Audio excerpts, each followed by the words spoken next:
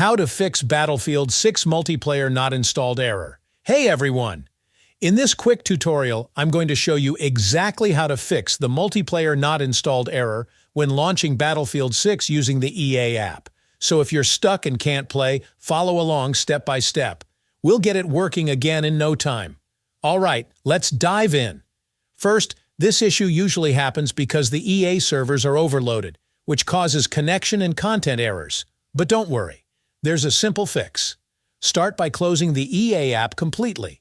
Now open the task manager. You can press Ctrl plus Shift plus SC on your keyboard, or right-click the taskbar and select Task Manager from the menu.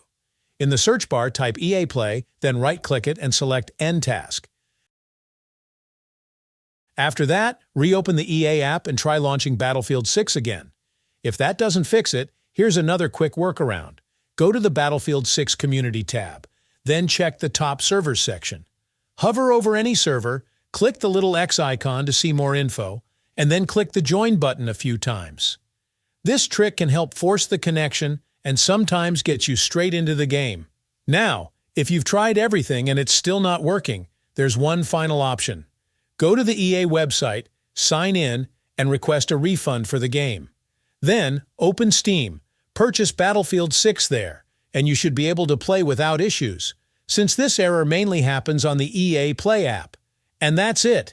These are the best ways to fix the multiplayer not installed error in Battlefield 6. If this video helped you out, make sure to subscribe, like, and turn on notifications so you don't miss future tutorials like this.